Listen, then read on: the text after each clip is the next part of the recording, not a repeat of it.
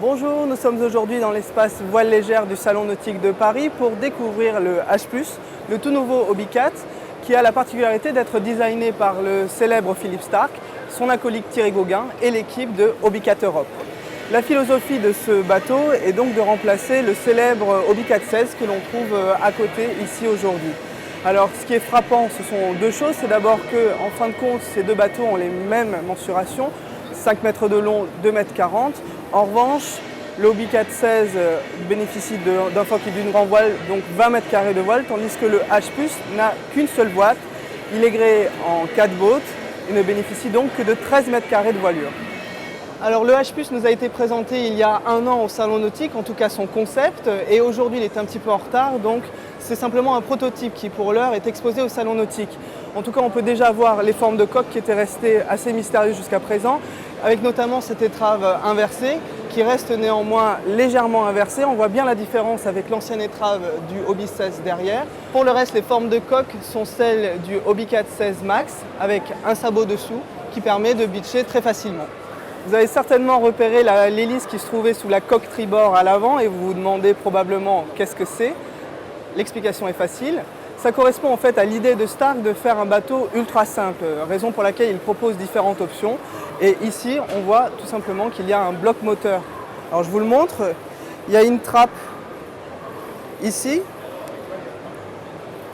qui s'enlève de cette manière. Alors comme on est dans un prototype, le caisson intérieur n'est pas tout à fait terminé. Et au fond de ce caisson, on trouve donc ce moteur qui a été développé par Torqeedo pour les kayaks en fait, que fait Hobbycat.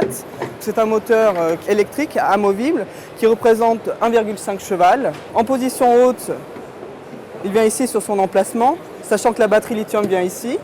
Évidemment, il y a une trappe qui va au fond de la coque pour la fermer. Celle-ci n'est pas encore présente puisqu'on est sur le prototype.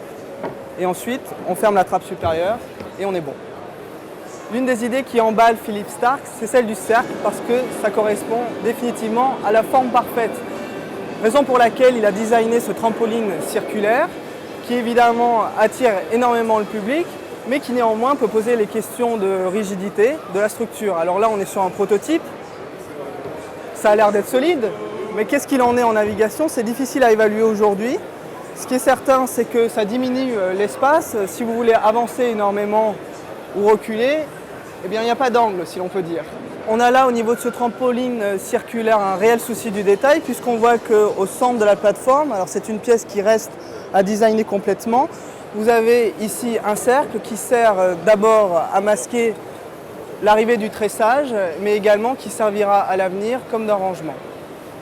Alors une autre option ici qui vise à faciliter la navigation avec le H+, c'est les roues, qu'on ne voit pas ici, mais qui doivent être fixées dans ce trou. C'est un trou traversant que l'on retrouve sur les deux coques. Donc une autre option qui est cette fois de série sur le H+, c'est cette échelle de bain qui se retrouve attachée ici sur le trampoline au niveau du pied de mât et qui permet de remonter facilement grâce à cet anneau. On retrouve en plus l'idée du cercle. L'autre caractéristique majeure du H+, c'est d'être gréé en 4 boats dans un premier temps, mais également de n'avoir ni été, ni auban, ce qui veut dire pas de trapèze. Le mât étant maintenu par cette chèvre ici, qui est frappée sur les deux coques avant. Cette chèvre permet également de basculer le mât pour le transporter ensuite par un système en fait, de levier qui est bloqué ici au pied du mât. Alors toutes les pièces que l'on voit ici au pied de mât, elles sont toutes usinées spécialement pour le H+, parce qu'elles n'existent pas dans le commerce. Alors celle-ci, elle est très simple en fait. Vous voyez qu'ici il y a un boot qui permet d'enrouler la voile sur le mât. Donc ce qui est utile à la fois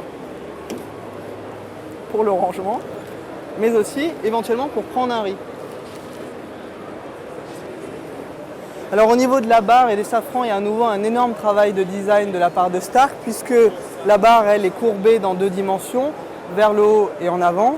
Et au niveau des safrans, on a ici le développement d'un système un peu original, puisque ici on a une position qui est relativement classique pour la plage, mais si l'on enlève ici cet émerillon, ce qui permet d'enlever la barre, donc ensuite quand on remonte la pale, on peut en fait la ramener et la ranger jusque dans la coque. La contrepartie de ce choix de design, c'est qu'en fait les lames qui sont ici sont extrêmement petites, seulement 50 cm, ce qui veut dire qu'en surface mouillée, on a quelque chose de très réduit.